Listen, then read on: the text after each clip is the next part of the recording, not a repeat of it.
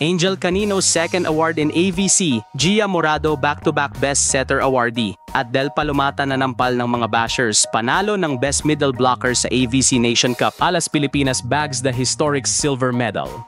Sa kabila ng pagkatalo, buong taas noong tinanggap ng Alas Pilipinas ang kanilang kauna-unahang silver medal sa AVC history matapos silang dominahin ng host team na Vietnam sa 2025 AVC Women's Nations Cup Finals sa score na 25-15, 25-17 at 25-14. Bagamat hindi na iuwi ang gintong medalya, ang kampanya ng Pilipinas sa Hanoi ay itinuturing na isang makasaysayang pag-angat para sa pambansang programa. Ito ang unang finals appearance ng Pilipinas sa Asian volleyball level at ang unang silver medal sa women's national team simula pa noong 1997 Southeast Asian Games. Sa championship match, nahirapan ang Alas Pilipinas sa bagsik ng three-peat champion Vietnam na pinangunahan ng world-class spikers na sina Nguyen Thi Bich Thuyen scoring 20 points at team captain Tran Thi Thanh Thuy scoring 17 points. Sa kabila ng lopsided scoreline, ipinakita ng Alas ang kanilang resilience at puso, lalo na mula kina Alyssa Solomon na nanguna sa scoring ng Pilipinas na may 8 points at si Shaina Nitura na may 6 points sa kanyang finals debut.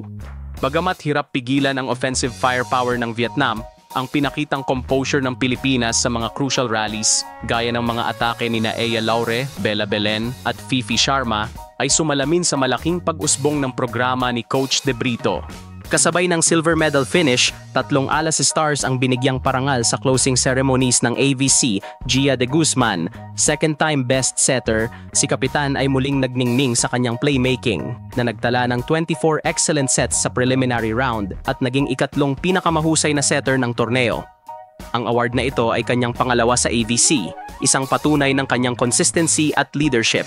Angel Canino, Best Outside Hitter, former Best Opposite Spiker noong 2024, nag-transition si Canino sa outside spiker role at agad umani ng tagumpay.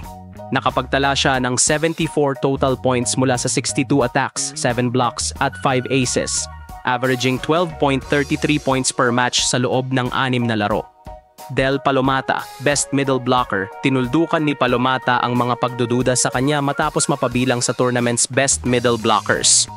Ang PLDT stalwart ay gumawa ng 35 total points at nag-average ng 1.83 blocks per game, isa sa mga defensive anchors ng Alas.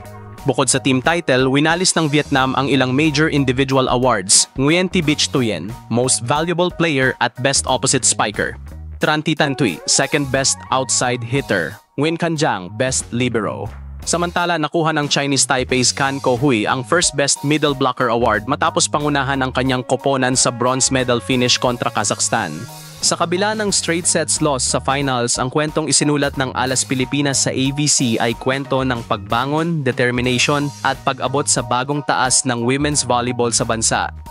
This silver medal shines like gold for us, ani Gia sa isang panayam. It's more than just a medal, it's a symbol of how far we've come and how far we can still go.